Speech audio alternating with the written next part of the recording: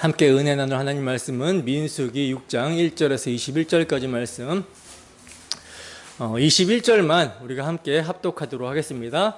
시작. 이는 곧 서원한 나실이니 자기의 몸을 구별한 일로 말미암아 여호와께 헌물을 드림과 행할 법이며 이 예외도 힘이 미치는 대로 하려니와 그가 서원한 대로 자기의 몸을 구별하는 법을 따라 할 것이니라. 아멘. 나실인의 규례, 나실인의 규례라는 제목으로 하나님 말씀 증거하도록 하겠습니다. 오늘은 민수기 6장을 살펴봅니다. 하나님은 이제 당신의 거룩한 공동체 안에서 더 깊은 헌신과 구별된 삶으로 나아가길 원하는 자들을 위한 길을 제시하고 계시는데, 그게 바로 나실인의 규례예요. 공동체 전체가 거룩함, 정결함을 유지해야 하지만 그 안에 자원함으로 더욱 철저히 자신을 하나님께 드리는 사람들, 즉 성별된 삶을 사모하며 사는 나실인이 세워질 때 그 공동체는 하나님의 거룩하심을 더욱더 분명히 드러내는 복음의 증인 공동체가 될 수 있는 것이죠. 그래서 이 나실인의 규례를 오늘 좀 살펴보고자 하는데, 이 내용이 민수기 6장의 첫 단락의 내용이에요. 그러니까 민수기 6장은 크게 두 단락으로 나누어서 볼 수가 있는데, 오늘 우리가 살펴볼 이 나실인의 규례가 6장 1절부터 21절까지 첫 단락이고요. 그리고 두 번째 단락은 22절에서 27절까지 우리가 이제 다음 시간에 살펴볼 내용인데, 제사장의 축복을 그 내용으로 하고 있습니다. 여러분, 나실인 많이 들어보셨죠? 교회당을 오래 다닌 사람이라면 나실인이라는 말을 많이 들어보셨을 텐데, 나실인의 뜻이 무엇인지 아십니까? 나실인의 뜻. 나실인의 히브리어 단어는요, 나지르라는 단어인데요, 분리하다, 구별되다, 헌신하다라는 의미거든요. 그러니까 다른 이들과는 다르게 거룩하게 구별되어서 하나님께 바쳐진 자, 이가 나실인이에요. 이 나실인이 되는 경우를 이제 세 가지로 들 수가 있는데, 첫 번째는요, 부모가 서원해서 나실인이 되는 경우입니다. 부모가 서원해서. 그리고 두 번째는 하나님께서 직접 지명하셔서 나실인이 되는 사람이 있어요. 이제 이 사람 같은 경우는 태어날 때부터 나실인으로 자라게 되는 것이죠. 그리고 세 번째는 자기 서원으로 나실인이 되는 경우가 있습니다. 자기가 이제 하나님께 서약하는 거예요. 서원하는 거예요. 그래서 나실인이 되는 경우가 있어요. 또 나실인은요, 기간별로 나눌 수가 있는데요, 일정 기간 동안만 헌신하는 한시적 나실인이 있고요, 평생을 헌신하는 평생 나실인이 있습니다. 이런 대표적인 나실인으로서는 이제 여러분들이 잘 아시는 삼손이나 또는 사무엘, 그리고 세례 요한 같은 사람을 들 수가 있겠죠. 이 사람들의 특징은요, 머리가 길었습니다. 안 깎아요. 왜냐? 이따가 우리가 살펴보겠지만 나실인은요, 머리를 그 기간이 닿을 때까지 깎지를 못하게 했기 때문이에요. 자, 이러한 나실인을 오늘날 우리에게 적용을 시킨다면 누가 나실인이 될까요? 누가 나실인이 되겠습니까? 하나님께 온전히 바쳐진 자라고 했는데 누가 나실인이 되죠? 목사인 접니까? 아니죠. 목사뿐만이 아니라 모든 성도가 다 나실인이 되는 거예요. 모든 성도가 다 나실인. 왜냐?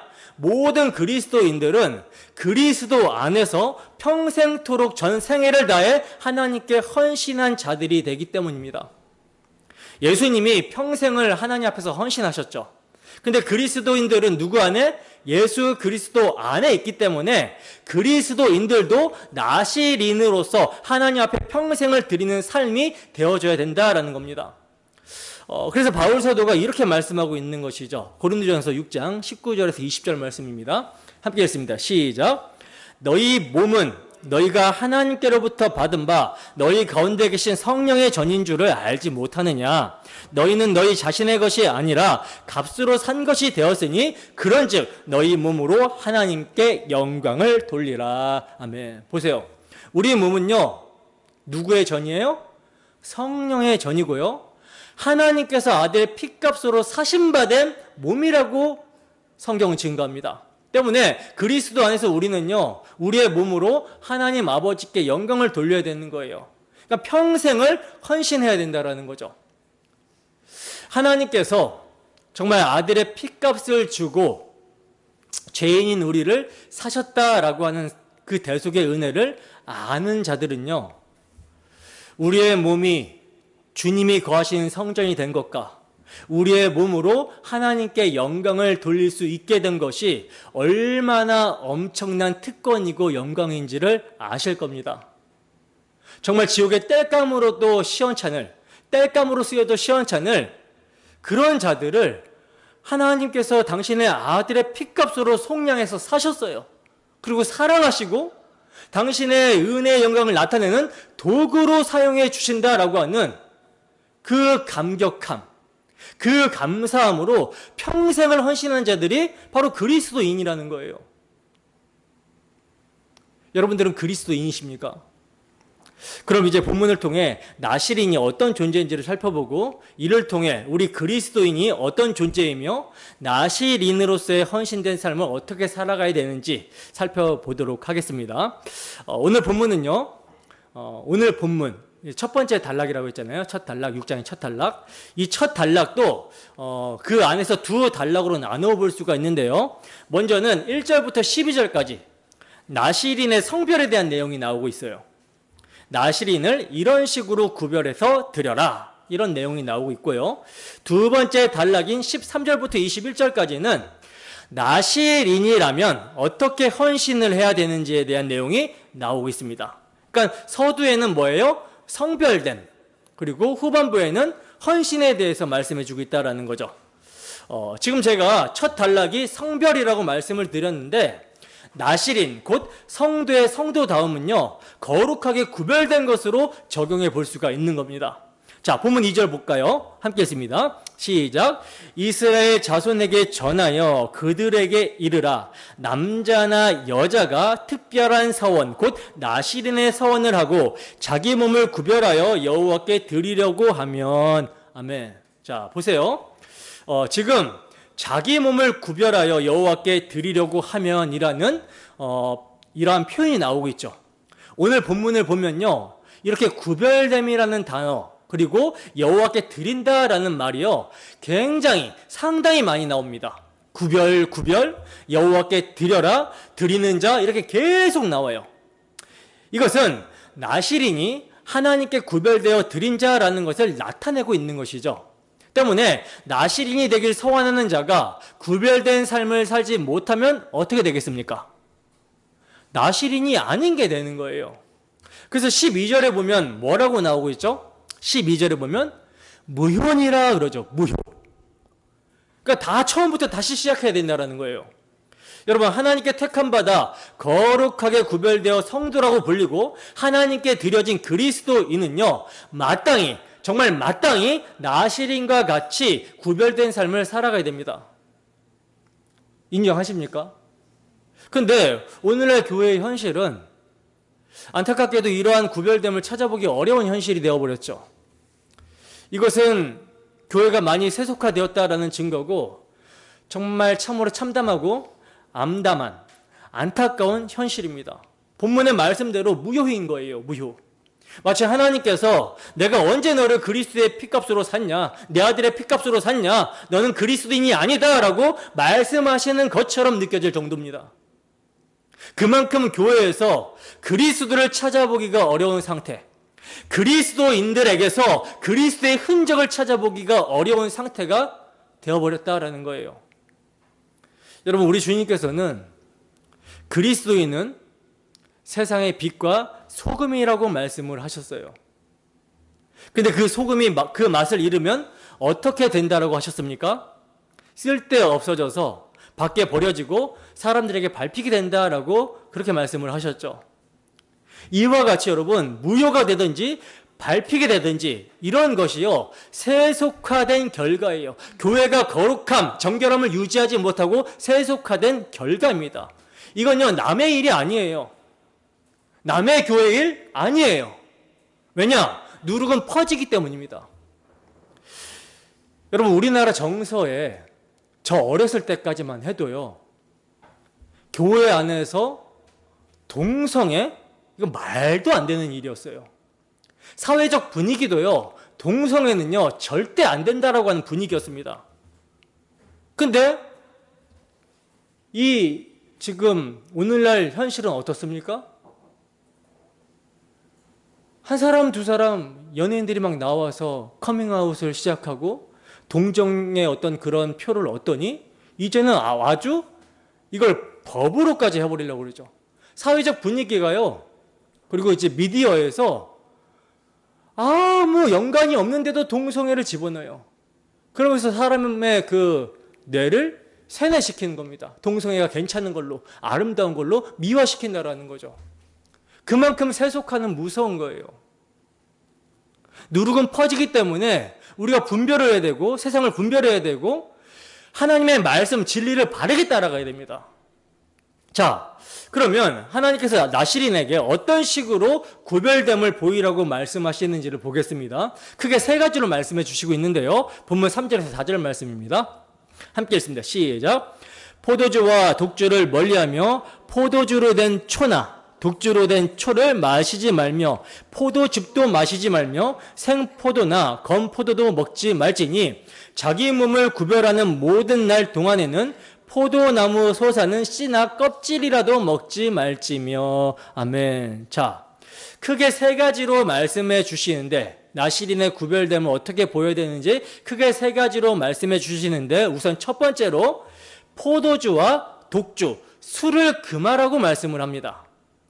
여러분, 포도주는 뭘 상징하냐면 세상의 기쁨, 그리고 육적 욕망을 상징하는 그런 도구예요. 나실인은요, 하나님께 구별되어 전적으로 헌신된 자답게 세상의 어떤 기쁨과 육적 욕망으로부터 철저히 분리되어야 마땅한데, 그리고 절제와 경건의 삶을 살아야 마땅한데, 이것을 지키지 않으면 이렇게 살아가게 되면 뭐가 되는 거예요? 나실인의 그 서원이나 이런 것들이 무효가 된다라는 거예요. 그리고 이것을 지켜서, 나실인의 규례를 지켜서 이렇게 살게 되면 하나님 앞에 온전히 헌신하게 된 나실인이 되는 것입니다. 근데 어기고 포도주를 마시게 되면 마음을 뺏기고 분별을 상실하여 하나님을 온전하게 섬길 수 없게 된다라는 거예요. 왜냐? 포도주가 세상의 낙을 상징한다라고 했잖아요. 거기에 확 취해버려서 하나님으로부터 오는 기쁨을 찾지 않게 되고 하나님을 온전히 섬기는 데 집중을 할 수 없게 된다라는 거죠. 우리는 이런 사례를 레위기를 통해서 본 적이 있죠. 레위기 10장에는요, 아론의 아들 나답과 아비후가 제사를 드리는 이야기, 그러니까 분향을 하는 내용이 나오고 있는데, 이들이 여호와께서 명령하지 않은 다른 불을 담아가지고 분향하다가 어떻게 됐어요? 죽임을 당했잖아요. 근데 이 기사 바로 다음에 어떤 기사가 나오냐면 포도주나 독주를 마시지 말라는 말씀이 나오고 있어요. 문맥상 뭐예요? 나답과 아비후가 포도주를 마시고 정신이 혼미한 상태로 예배하다가 다른 불로 분향하다가 죽게 된 원인을 시사하고 있는 거죠. 레위기 10장 8절에서 10절 말씀입니다. 함께 읽습니다. 시작. 여호와께서 아론에게 말씀하여 이르시되 너와 내 자손들이 회막에 들어갈 때에는 포도주나 독주를 마시지 말라. 그리하여 너희 죽음을 면하라. 이는 너희 대대로 지킬 영원한 규례라. 그리하여야 너희가 거룩하고 속된 것을 분별하며 부정하고 정한 것을 분별하고. 아멘. 보시면 이 말씀이 나답과 아비후가 분향하다가 예배하다가 죽은 이후에 바로 이어서 나오는 말씀이에요. 포도주, 독주를 마시지 말라. 그래야지만 죽지 않는다. 즉 나답과 아비후가 술을 먹고 분향했다라는 것을 시사하는 거죠. 독주를 마시지 말라. 그래야 너희가 거룩하고 속된 것을 분별하며 부정하고 정한 것을 분별할 수 있다. 무슨 말입니까? 나답과 아비후는요, 술을 마셨기 때문에 하나님을 구별하여 섬기지 못했던 거예요. 뭐가 옳은 건지 뭐가 그른 건지 구별을 못했던 겁니다. 제사장은 어떤 사람입니까? 제사장은요, 모세에게 하나님께서 주신 규례를 이스라엘 자손들에게, 이스라엘 백성들에게 가르쳐야 되는 자들이에요. 근데 술을 마시게 되면 분별력이 떨어져서 제대로 가르칠 수가 있겠습니까? 없겠습니까? 없다라는 거죠. 그러니까 술은요, 분별력을 흐리게 하고요, 하나님께 온전히 나아가는 것을 방해하는 것으로 등장합니다. 하나님께 드리는 제사를 통해서 기쁨을 얻는 것이 아니라 세상의 기쁨을 추구하는 것으로 등장을 하고 있는 거예요. 사실 이 술에 대한 기쁨이 아니라 하나님을 섬기는 제사장들, 그리고 하나님의 백성들은 성막에 들어가서 하나님의 영광을 보면서 기뻐해야 되는 거죠. 근데 이 제사장들이 술을 통하여서 기쁨을 찾고 있었다라는 거예요. 여러분들은 나실인으로서 세상의 기쁨과 육적인 욕망과 분리된 삶을 살아가고 계십니까? 술과 담배는 기본이죠. 안 하는 건 기본입니다, 이거는. 자, 그런데 그런 것을 안 하면 나실인의 삶을 제대로 살고 있는 것입니까? 제가 말씀드리는 거는 술과 담배는 안 하는 것은 기본인데 이것을 안 하면 나실인답게 살아가고 있는 것인가? 이게 단가라는 질문이에요. 그건 아니라는 거죠. 안 하는 것도 중요하지만, 그 많은 것을 안 하는 것도 중요하지만, 해야 할 것을 해야 하는 것도 너무나도 중요합니다. 하지 말라는 것을 안 하긴 했어요. 근데 해야 될 것을 안 하고 있다면 그것도 문제라는 거죠. 그러면 해야 될 건 뭐겠습니까? 우리가 경건 생활 한다고 난 이거 하지 않아야 되겠어, 이거 끊어야 되겠어, 다 했어요. 다 하지 않고 다 끊었어요. 그리고 나서 끊기만 하고 그냥 멍하게 살아간다면 그거 왜 끊은 거예요? 중도라는 건 여러분 없습니다. 중간 개념은 성경에 없어요. 하나님의 편에 서서 하나님께 나아가든지, 마귀의 편에 서서 마귀에게 나아가든지, 둘 중에 하나지, 마귀와 하나님 사이에 중간에 걸쳐 있는 상태, 그런 상태는 성경에서 말하지 않아요. 없어요. 그러니까 안 했으면은 뭔가를 해야 된다라는 것입니다. 뭘 해야 되는가? 로마서 13장 13절에서 14절 말씀입니다. 함께 읽습니다. 시작. 낮에와 같이 단정히 행하고 방탕하거나 술 취하지 말며 음란하거나 호색하지 말며 다투거나 시기하지 말고 오직 주 예수 그리스도로 옷 입고 정욕을 위하여 육신의 일을 도모하지 말라. 아멘. 보세요. 방탕하거나 술 취하지 말며 음란하거나 호색하지 말며 다투거나 시기하지 말라. 정욕을 위하여 육신의 일을 도모하지 말라. 이렇게 하지 말아야 될 것을 바울 사도가 말씀을 하고 있고, 이제 해야 될 것을 말씀하시는데 해야 될 것이 뭐라고 말씀합니까? 오직 주 예수 그리스도로 옷 입어야 된다라고 말씀하고 있죠. 자, 그러면 주 예수 그리스도로 옷 입는다라는 게 도대체 무슨 말이에요? 이것은요, 다른 말로 하면 성령 충만함을 받으라는 거예요. 성령 충만함을 받아라. 그리스도로 옷 입는다. 이것은요, 예수 그리스도의 대속으로 말미암는 칭의에 굳건하게 서서 그 피를 의지하여 살라는 말씀인데, 이걸 행하려면 주의 성령이 우리에게 충만하게 역사해야 된다라는 거죠. 그래서 사도는 에베소서에서 이렇게 말씀하고 있는 거예요. 에베소서 5장 18절 말씀입니다. 함께 읽습니다. 시작. 술 취하지 말라. 이는 방탕한 것이니 오직 성령으로 충만함을 받아라. 보세요. 술과 더불어 동시에 뭘 얘기하고 있어요? 성령을 사도는 얘기하고 있죠. 술 취하지 말라. 이건 방탕한 것이니 오직 성령의 충만함을 받아라. 단지 술 마시지 말라 뿐만이 아니라, 술은 이제 세상 기쁨을 상징하고 육체적 욕망을 상징하는 것의 대표 주자예요. 그리고 성령은 하나님으로부터 주어지는 모든 하늘의 기쁨을 누리게 하시는 분이죠. 그러므로 술뿐만이 아니라 하나님께 나아가는데 방해되는 모든 것들, 우리의 분별력을 흐리게 하는 모든 것들을 하지 말고 나아가서 하지 않는 것으로 그치는 것이 아니라 성령으로 충만함을 받아야 된다. 성령 충만함을 받아야 된다라는 것을 말씀하고 있는 거예요. 자, 그러면 이제 두 번째로 하나님께서 나실인에게 어떤 식으로 구별됨을 보이라고 하는지 보겠습니다. 본문 5절입니다. 함께 읽습니다. 시작. 그 서원을 하고 구별하는 모든 날 동안은 삭도를 절대로 그의 머리에 대지 말 것이라. 자기 몸을 구별하여 여호와께 드리는 날이 차기까지 그는 거룩한즉 그의 머리털을 길게 자라게 할 것이며. 아멘. 보세요. 나시린에게 지금 어떤 식으로 구별하라고 말씀을 하시냐면, 머리털을요, 나시린 기간이 끝나기까지 자르지 말라라고 말씀을 하고 있어요. 여러분, 이 머리털, 사람의 머리털은요, 면류관 같은 거예요. 사람의 면류관. 영광과 승리와 생명을 상징하고요, 나아가 자기 위에 주관하시는 분이 계심을 상징합니다. 따라서 나시린이 머리털을 자르지 않고 기르는 것은요, 오직 하나님만이 자신의 주관자 되심을 인정하는 행위인 거예요. 그래서 자신의 모든 생명과 영광과 승리를 다 바쳐서 하나님의 뜻을 쫓아 살겠다라고 하는 신앙 고백이 머리털을 자르지 않는 것입니다. 이 행위를 통해서 나는 오직 주님만을 위하여 살겠습니다. 주님만이 나의 면류관이시고 승리이시고 나의 생명입니다. 라는 그런 고백을 하는 것이죠. 그래서 7절을 보시면 머리를 자르지 않는 것이, 머리털을 자르지 않는 것이 자신을 하나님께 드린 표다, 이렇게 말씀을 하고 있어요. 그러니까 머리털을 자르지 않으면 하나님께 헌신한 표가 된다라는 것입니다. 자르면 어떻게 되는 거예요? 헌신하지 않는 게 되는 거죠. 그래서 이제 사람들이 긴 머리를 보면서, 긴 머리를 볼 때, 저 사람은 나시린이구나, 이렇게 표시가 되게 하는 거예요. 저 사람이 하나님께 온전히 바쳐진 사람이구나, 이렇게.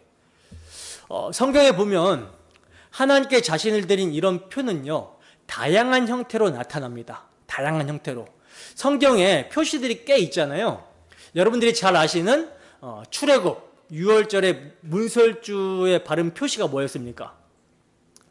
어린 양의 피였죠.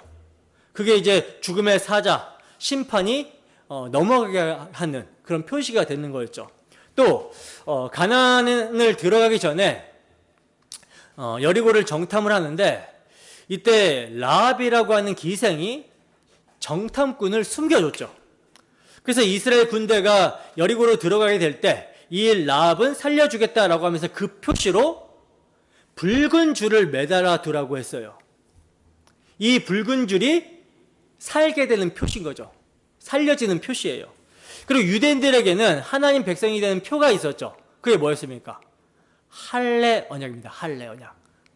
그리고 계시록에 보면 택하신 자들의 그 표를 어떻게 표시하라고 하냐면 이마에 인친 것으로 말씀합니다. 이것은 가시적인 표를 말하는 것이 아니라 성령으로 인쳐졌다라는 것을 말하는 거죠. 이 성령의 인치심은요, 오늘날 우리에게도 표가 됩니다. 성령께서 성도의 마음에 하나님의 사랑을 부어주신다라고 하잖아요. 로마서 5장에 보면. 따라서 마음에 새겨진 그리스도의 십자가 사랑이 우리의 표가 되는 거예요. 보입니까? 보이지 않습니까? 보이지 않죠. 보이지 않지만 우리 마음에는 그리스도의 십자가 사랑이 새겨져 있고 주의 성령이 우리와 함께 계세요. 그래서 바울 사도는요, 할례는 마음의 할지니라고 했습니다.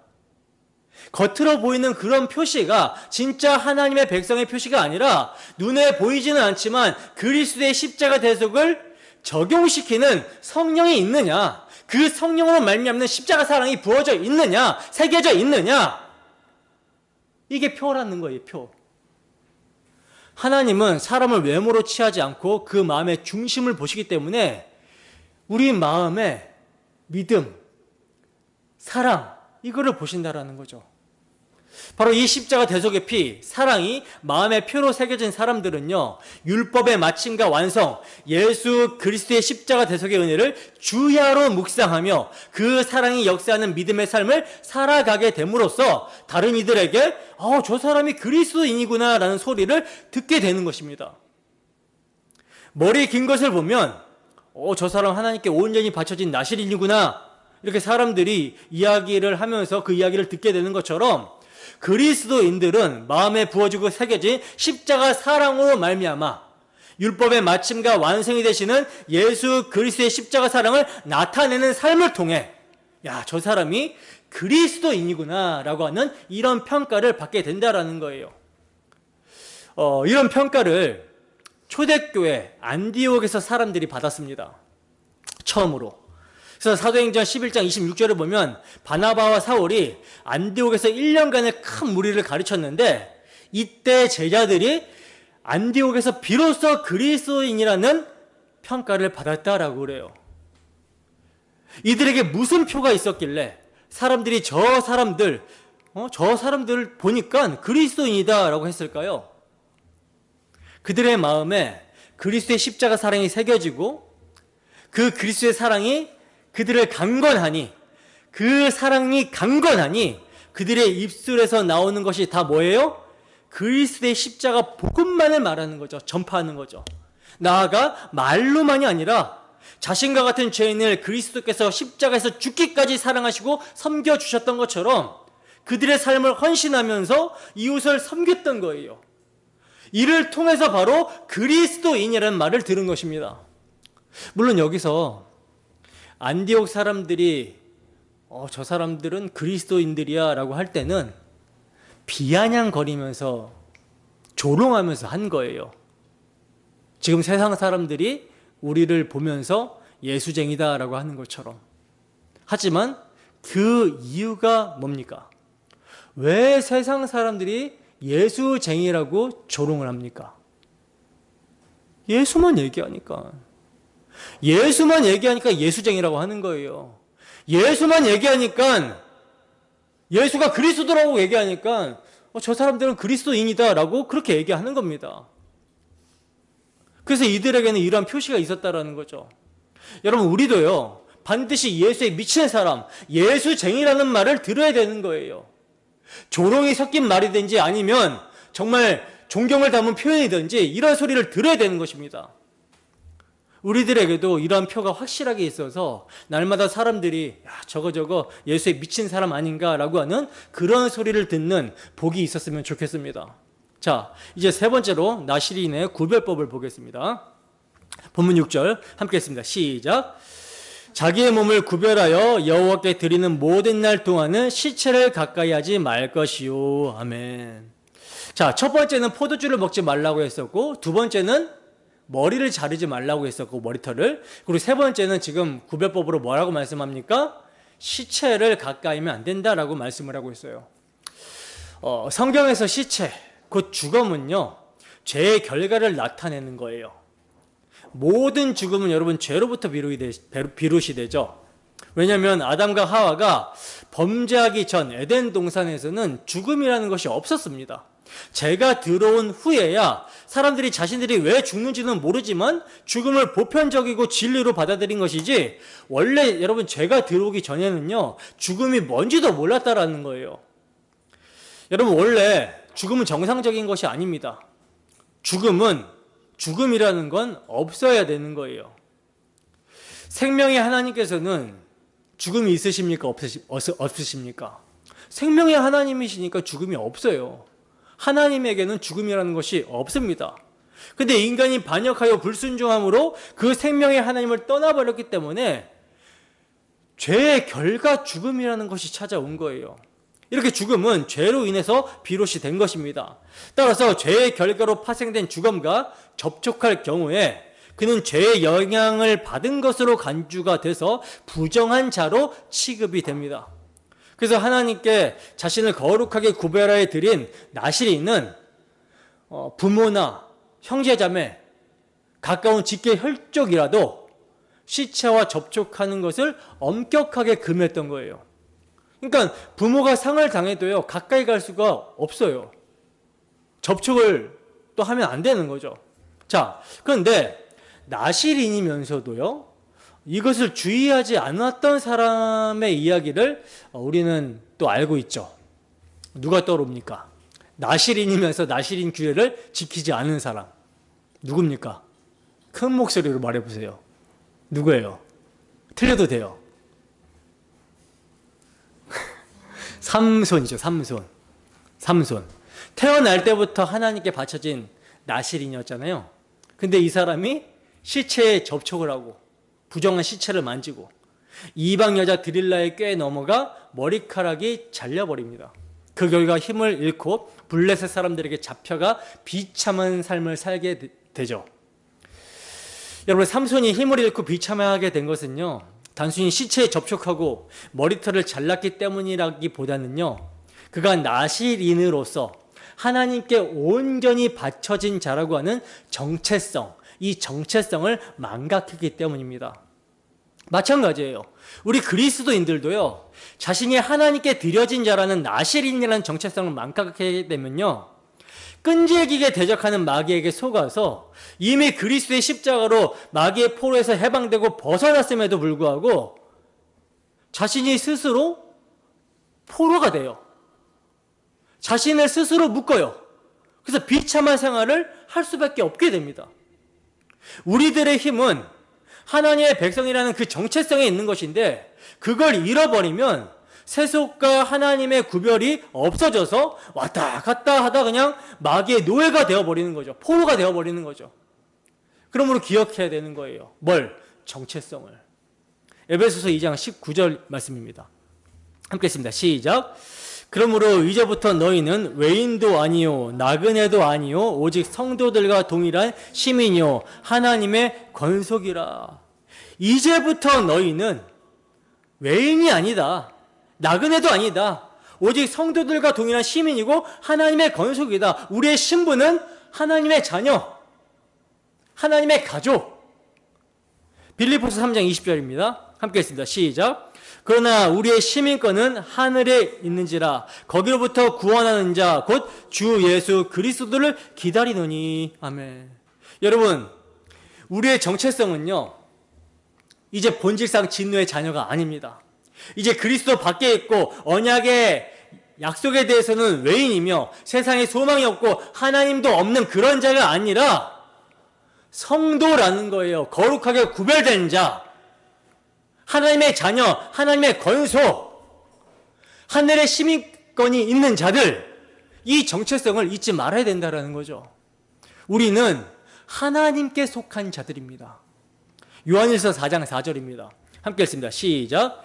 자녀들아 너희는 하나님께 속하였고 또 그들을 이기었나니 이는 너희 안에 계신 이가 세상에 있는 자보다 크심이라. 아멘. 여러분, 우리가 기억해야 될 것이 이겁니다. 너희는 하나님께 속하였다라는 거예요.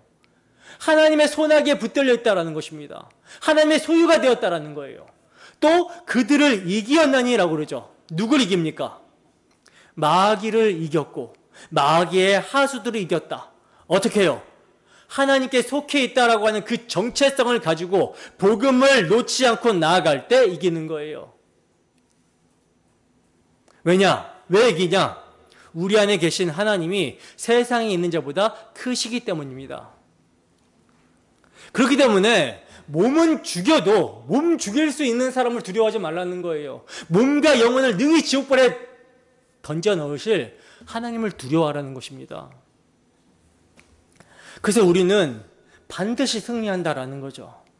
근데 이 정체성이 없으면, 하나님이 어떤 분이신지 모르면, 우리가 하나님의 소유가 되었다, 하나님의 손아귀에서 그 누구도 빼지 못한다, 그리스도 예수 안에 있는 하나님의 사랑에서 그 누구도 끊을 수 없다라고 하는 이 정체성이 없으면 어떻게 되는 거예요? 두려움에 빠지게 되고 지게 되는 거예요.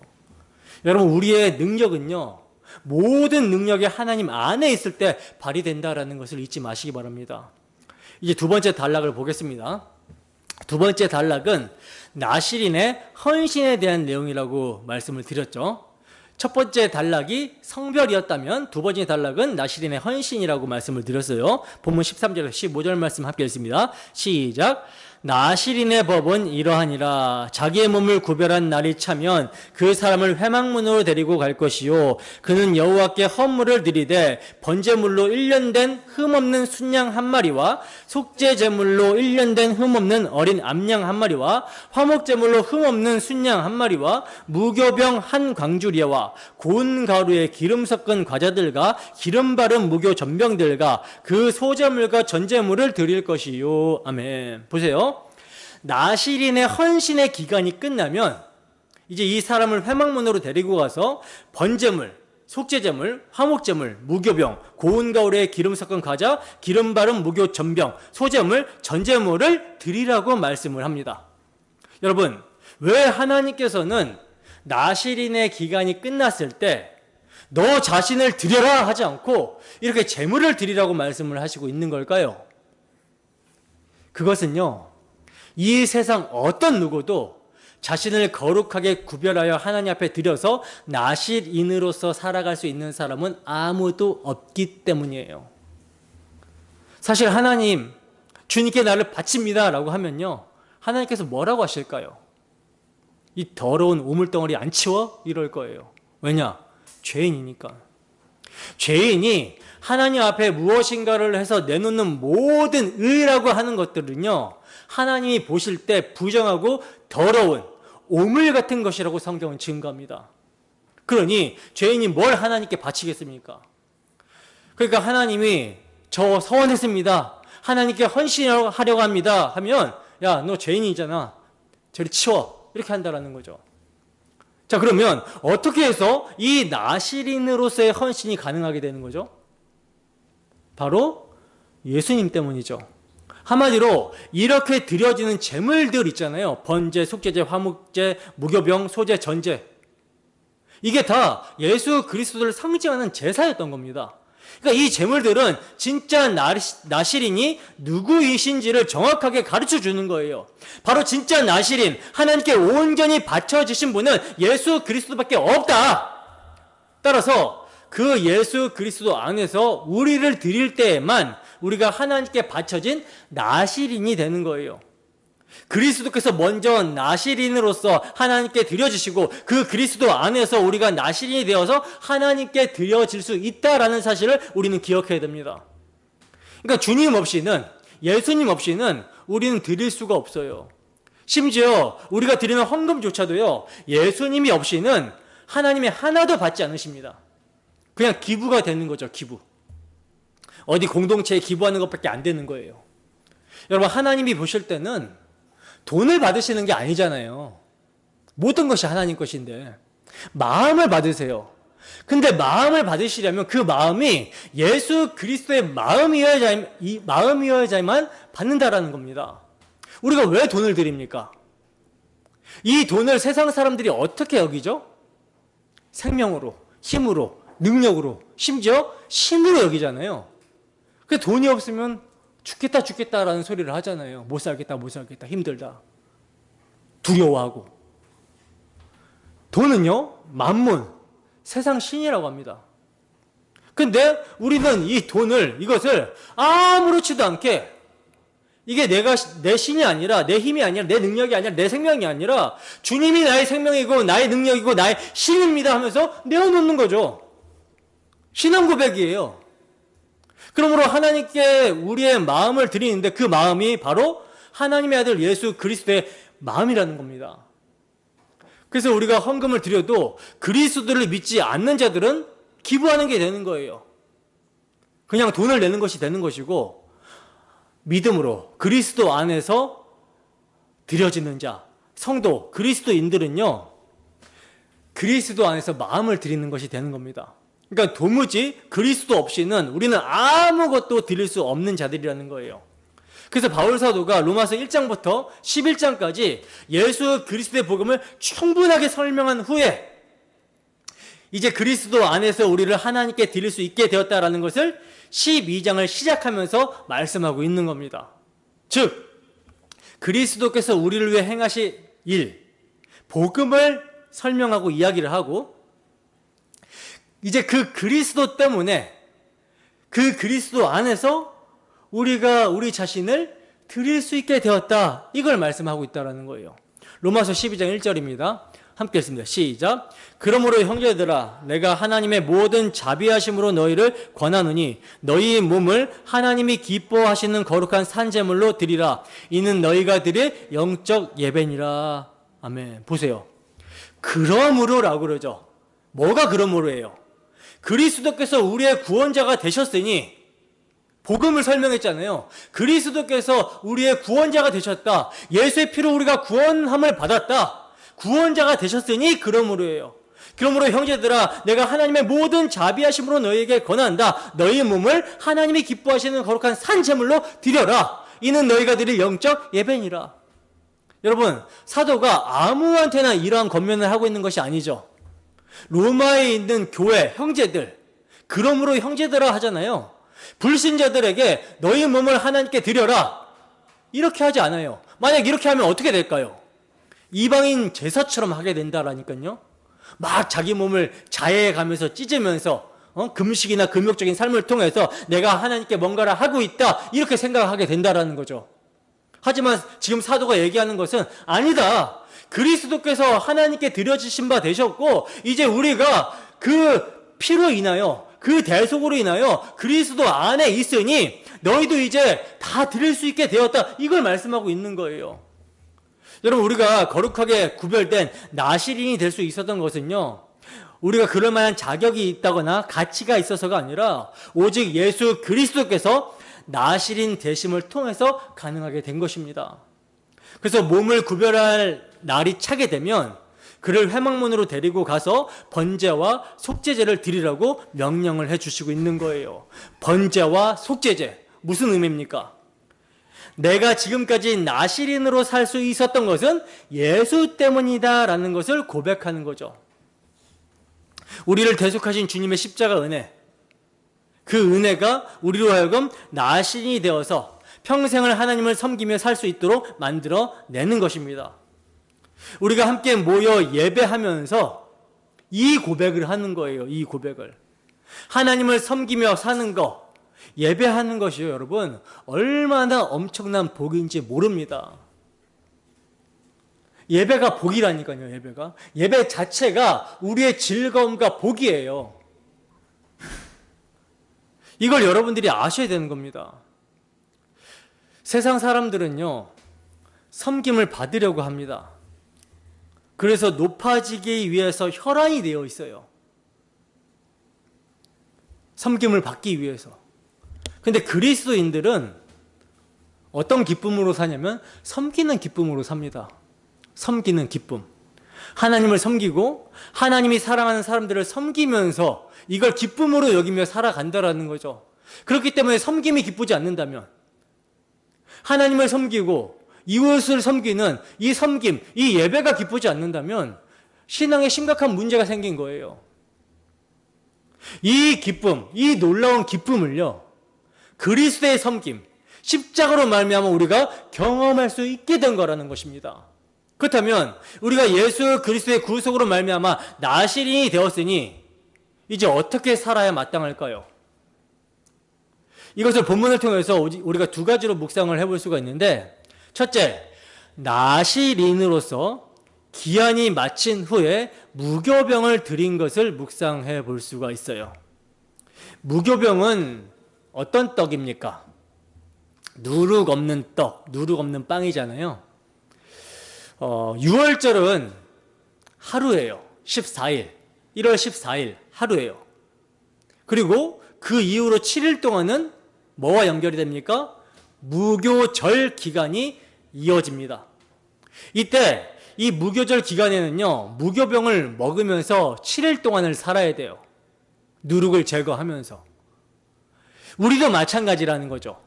예수 그리스도의 십자가 대속의 피를 믿어서 하나님의 백성이 되는 것은요, 한순간입니다. 하지만 하나님의 백성으로 무교병의 삶을 살아가는 것, 누룩 없는, 죄 없는 상태로 정결하게 살아가는 것은요, 우리의 평생이 되어야 된다는 것을 말씀해 주시고 있는 거예요. 이것이 바로 나실인 된 그리스도인들의 삶입니다. 자, 그리고 또 한 가지 묵상은 18절인데 본문 18절 함께 읽습니다. 시작. 자기의 몸을 구별한 나실인은 회막문에서 자기의 머리털을 밀고 그것을 화목제물 밑에 있는 불에 둘지며. 아멘. 보세요. 자기의 머리털을 화목제물 밑에 있는 불에 둔다라고 그래요. 이건 뭐예요? 태운다라는 거죠. 나실인일 때는, 그 기간에는 삭도를 머리에 대지 말라고 말씀하셨는데, 기한이 차게 되면 머리카락을 자르는 정도가 아니라 태워서 없애라, 이렇게 말씀합니다. 왜 이렇게까지 말씀할까요? 머리카락을 불에 태운다라는 것은요, 지금까지의 삶을 살게 하신 하나님께 감사를 드린다라는 고백이 되는 것이고, 또 하나는 옛사람이 완전히 죽었다라는 것을 상징적으로 나타낸다라고 할 수가 있어요. 이제 완전히 새로워졌습니다라고 하는 거죠. 그리고 이렇게 한 후에야 나시린의 두 손에는 비로소 뭔가가 주어집니다. 무엇이 주어집니까? 19절에 보시면 삶은 순양의 어깨가 주어진다라고 그러죠. 특이한 표현이에요. 그러니까 어깨 부위에 고기를 받는 거예요. 그리고 광주리 가운데 무교병 하나와 무교전병을 받게 된다라고 합니다. 자, 머리카락을 자르고 다 태워버린 후에야 하나님께 감사의 고백을 하고, 즉 이전 것은 지나가고 새 것이 되었다라고 하니까 순양의 어깨를 받고 무교병과 무교전병을 손에 받습니다. 그리고 하나님께 그걸 드리는 거예요. 그렇다면 이게 뭘 의미할까요? 어깨는 힘을 상징하죠. 무교병은 죄 없는 성결을 상징합니다. 그리고 무교전병은 불에 굽는 거거든요. 그러니까 고난을 상징하는 거예요. 즉 성도들, 하나님께 온전히 바쳐진 자는요, 이제 어깨와 같은 힘, 하나님의 능력을 얻게 되고요, 또 성결의 삶을 살아가야 되며, 이러한 성별의 삶에는 불에 구운 무교 전병처럼 고난이 따르게 된다라는 것을 나타내고 있는 겁니다. 이러한 삶이 영적 나시린인 성도들에게 나타나게 된다라는 거예요.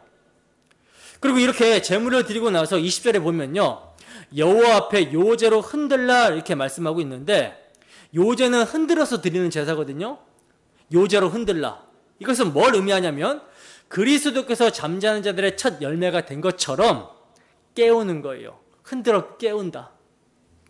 그러니까 우리도 그리스도 안에서 부활하여 하나님께 드려진다라는 것을 상징적으로 나타내고 있는 것으로 볼 수 있다라는 거죠. 그러므로 이제 이러한 규례를 종합해서 보면요, 지금까지 말씀드린 것을 잘 한번 생각을 해보세요. 나시린으로서 기한이 찼다라고 해서 이제 끝났다, 이제 나시린으로 안 살아도 되겠다, 이렇게 하는 것이 아니죠. 다만 나시린 규례에서 해방되었다라는 것을 말하는 거예요. 해방. 즉 이제 법이 아니라 자유롭게 하나님께 드려지는 자로서 기쁨으로 하나님을 섬기는 삶을 살게 되었다라는 것을 나타낸다라고 할 수 있는 거예요. 생각해 보세요. 누가 나시린으로 살라고 억지로 그냥 떠밀었습니까? 시켰습니까? 물론 부모님이 서원해서 하는 경우는 그럴 수 있겠지만, 자원해서 평생을 나시린으로 살았단 말입니다. 자원해서 평생을. 그리고 끝내면서 이 지긋지긋한 나시린 이제 끝, 이렇게 하라고 나시린 규례를 주셨을까요? 아니라는 거죠. 자, 이제 지금까지는 나시린 규례에 의해서 이렇게 하면 안 되고 저렇게 하면 안 되고 법에 의해서 네가 살았다면, 이제는 그 법에서 해방되었으니 기쁨과 자유함 속에서 나시린의 삶으로 살아가라, 이거라는 거예요. 여러분, 우리가 복음이 주는 자유함이 무엇인지 몰랐을 때는요, 율법의 조문으로 이거 해야 되고 이거 안 해야 되고 이렇게 하는 것이 하나님을 섬기는 줄 알고 섬겼어요. 그러나 이제 율법의 조문에 담긴 진짜 의미, 율법의 마침과 완성이 되시는 예수 그리스도의 십자가, 그 사랑, 그 생명을 알게 되어버렸습니다. 그러면 이제 마음에 새겨진 그 십자가 사랑, 율법의 참 의미인 그리스도의 사랑, 그 십자가 사랑이 마음에 새겨진 그 상태로 살아가라는 거예요. 율법을 문자적으로 바깥에 두고 저것 제대로 한번 해봐야겠다라고 하면서 살아내는 삶이 아니라, 그 율법의 마침과 완성이 된 십자가, 그 십자가를 가슴에 새기고 자유함 가운데 사는 것입니다. 이게 자유고 해방이에요. 이게 사랑의 법이라는 겁니다. 그러니까 진짜 나시린의 삶은요, 이스라엘 백성들 중에 나시린의 삶을 마칠 때, 그때부터가 시작이라는 거예요. 그래서 나시린의 기한이 차면 다시 포도주를 마실 수 있게 되는데요, 이 포도주는 이전에 금했던 포도주의 의미와 정반대의 의미라고 할 수가 있습니다. 금할 때는 포도주가 어떤 의미라고 했죠? 세상의 어떤 기쁨이나 육적인 욕망이라고 말씀을 드렸죠. 그래서 하나님께 나아가는 것을 방해하는 이런 것들을 마시지 말라라고 했잖아요. 근데 이제 나실인 기한이 마치고 나서는 마시라고 하시는데 이 마시는 게 뭐겠습니까? 이제는 세상의 욕망과 기쁨 잘 챙겨도 된다. 뭐 이런 뜻이겠습니까? 아니겠죠. 다른 기쁨이 주어지는 거예요. 다른 기쁨. 이제 하나님께서 주시는 하늘의 기쁨, 영적 기쁨을 너에게 주겠다라는 것을 상징적으로 나타낸다 할 수 있다라는 거죠. 그래서 예전에 우리에게 주어지는 모든 것을 가지고는 그게 다 방해가 됐어요. 하나님께 나아가는데 방해가 됐어요. 왜? 나의 삶에 내가 주체가 돼서 내 배를 위해서 살아가는데 모든 것을 끌어다 사용했거든요. 그래서 방해가 되는데, 근데 이제 나실인의 기한이 끝나고 주어지는 모든 것은요, 내가 주인이 되어 나의 배를 위해, 탐심을 위해, 자기 즐거움을 위해 사용되는 것이 아니라 주를 위한 것으로 사용이 되는 그 기쁨을 누리게 된다라는 겁니다.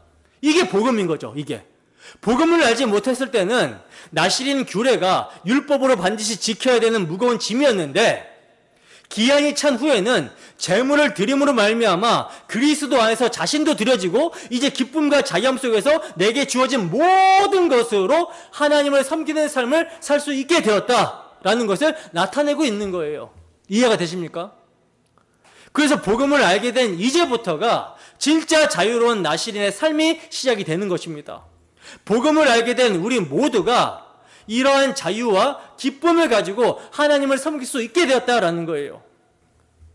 그러니까 나실인 기간이 중요한 것이 아니라, 그것도 중요하지만 마칠 때가 더 중요하다라는 거죠. 항상 하나님께 무언가 헌신하고자 기도하고자 작정할 때 헌신이 마치고 작정 기도가 끝나면 이제부터 내 마음대로 살겠다라는 겁니까? 아니죠. 끝나고 나서가 더 중요합니다. 끝나고 나면 뭐가 나옵니까?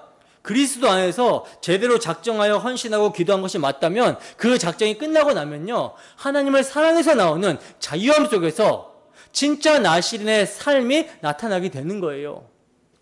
그러므로 여러분, 복음을 알게 된 지금부터가 진짜입니다. 항상 신앙은 언제예요? 오늘이에요. 이전에 여러분들이 주님 앞에 작정하고 헌신하고 기도하고 결단했던 모든 시간들, 그 열정들, 그게 뭐 율법적으로 했다 할지라도 그 자체도 귀하지만 그 이후의 삶이 더 중요하다라는 거죠. 그것이 오늘 나실인의 규례가 우리에게 던지는 복음의 도전입니다. 그리스도 안에서 참된 나실인의 삶은요, 억지로 끌려가는 삶이 아니라는 거예요. 무언가를 해내야만 한다라는 율법적인 압박이 아니라는 겁니다. 오히려 복음을 제대로 알게 되었기 때문에, 하나님의 은혜를 진짜로 경험했기 때문에 자유롭게, 기쁘게, 자발적으로 하나님을 위해 살아가는 삶이 시작이 되는 거예요. 그러므로 사랑하는 여러분, 우리가 지금까지 해왔던 것이 틀이 되어서 안주하지 마시기 바랍니다. 우리의 표대는요, 오직 그리스도가 되어야 돼요. 오늘, 지금부터의 삶이 복음이 만든 새로운 시작이라는 사실을 기억해야 되는 것입니다.